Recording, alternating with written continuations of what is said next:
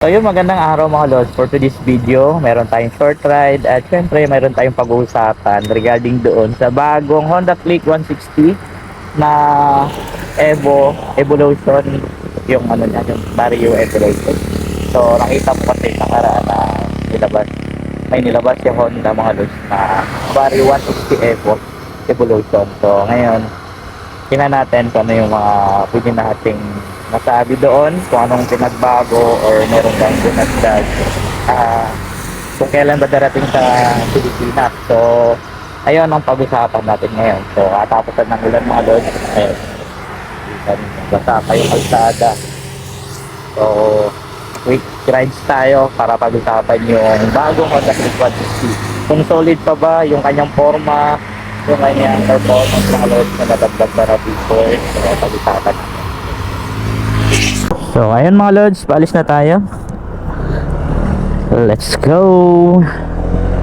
Medyo maulan yung rides natin ngayon. At syempre, mainit-init na magandang balita about dun sa bagong Honda Vario Evo 160.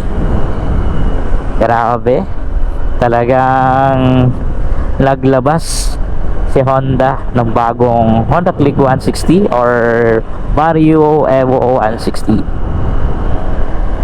So kumakailan lang mga lods, kasi nga nag-release na rin si Suzuki ng Boardman 15. Talagang napaka-solid, napakaganda, kasi nga naka 14 size na yung gulong niya. So dati 12 or 11 something mga ganyan yung size ng gulong. So ang pangit, hindi naman sa ano, pero hindi ko siya gusto. Para sa akin hindi ko siya gusto kasi nga ang laki ng kaha, tapos ang liit ng wheels, ang liit ng gulong niya. So pero ngayon mga lods, yung kanilang Boardman na 150 ba, hindi ko sigurado, 150 Boardman 15 or Boardman 15 ng Suzuki ay parang Hayabusa na motor. Suzuki Hayabusa ba yun, yung inspired niya. Ang ganda ng ano niya mga lods, ng harap. So napakaangas.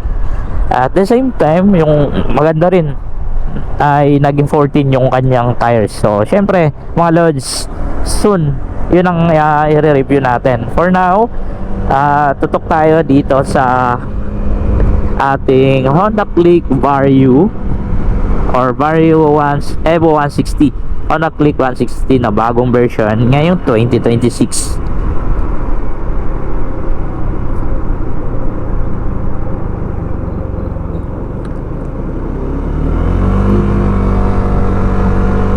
So sana makarating dito sa Pilipinas yung bagong version ng Honda Click. So unang tingin ko doon sa siyempre sa look muna tayo mga lods, before tayo magtingin-tingin doon sa mga ibang specs. Ayan, sa look yung harap mga lods, talagang may mga angle na yung kanyang cover. Unlike before na parang plain lang yung harap, ay ngayon nilagyan ng design. So maraming mga kantuhan na mas maganda siyang tingnan, mas maganda siyang basta ang ganda ng looks niya mga lodi. So sa cover, sa kulay, at sa kanyang decals mga lods, grabe, parang gusto kong kumuha ulit ng bagong Honda Click 160. So grabe mga lods. So ngayon meron silang nilabas na dalawang version. So yung isa ay naka ABS na, single ABS, at yung isa naman ay naka combi brake system din or CBS. Yung CBS mga lods, yun yung naka drum brake ang likod. So yung ABS naman single ABS, no? Yung likod niya naman ay naka disc brake. So ayun po yung pinagkaiba. The rest sa engine, wala nagbago mga lods. Sa engine hindi ko pa siya na review ng maayos or nakita, kasi nga na-focus ako dun sa looks niya. Grabe, talagang aggressive, napaka angas, ganda as in. Tapos yun na nga mga lods, sana makarating dito. Yun nga yung issue natin, 'di ba? Regarding dito sa Honda Click 160 ay sobrang hina ng preno. Ayan, sobrang hina ng preno sa likod and harap kasi nga naka dual or naka combi brake siya, combi brake system. So kapag isa lang yung ginamit mo, so mararamdaman mo na mahina yung preno ng ating Honda Click.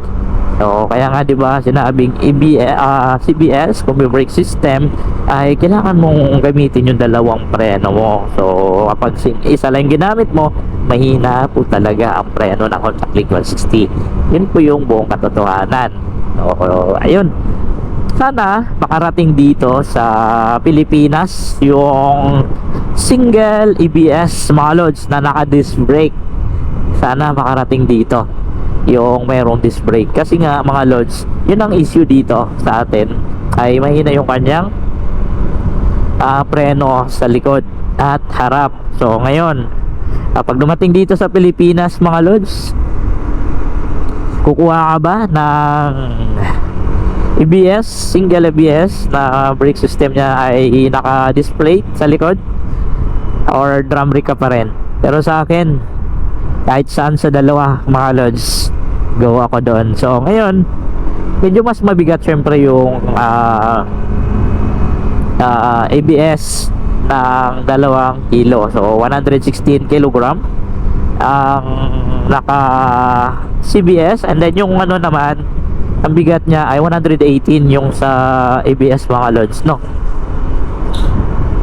So medyo mabigat lang siya ng kaunti, pero goods naman. Pagdating naman do sa fuel, ay 5.5 liter din yung laman ng tangke. So walang nagbago dun sa version na 2025 and 2024 to 2025 version. Wala naman nagbago regarding dun sa kanyang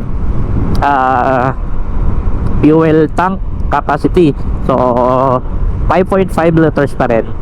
So sa kanyang fuel consumption, I think nabasa ko nakaraan 46.9 or 46.5, something ganon.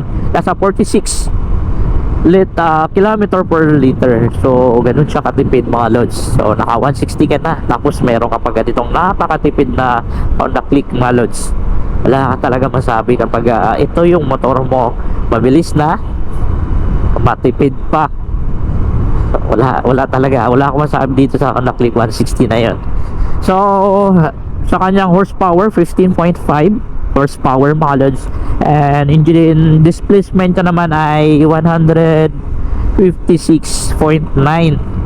cc sa engine displacement niya. So lakas. 14.0 yung kanyang torque.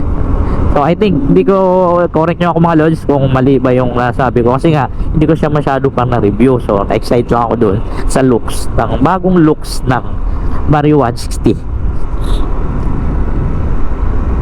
Grabe, as in, sabi ko dapat inantay ko na lang yung Vario 160, no? So nakuha na natin to si Onyx. So almost 2 years na rin kasi sa atin si Onyx, kaya wala, sayang din kung ibenta pa natin. Matagal na rin tayong may sentimental value na rin to sa atin mga lods. Ayun, medyo lumakas na yung ulan mga lods. Kailangan natin mag-red coat at syempre magtanggal na ng ating GoPro, baka mabasa mga lods at baka masira. So continue na lang natin next video yung ating review or full review, something semi-review natin, quick review regarding sa Vario 160 mga lods. So sa ngayon, hanggang dito lang muna yung ating video mga lods. So comment down below mga lods kung ano yung gusto nyong pag-usapan regarding sa bagong version ng Vario Evo 160 mga lods. Yun lang, and drive safe po.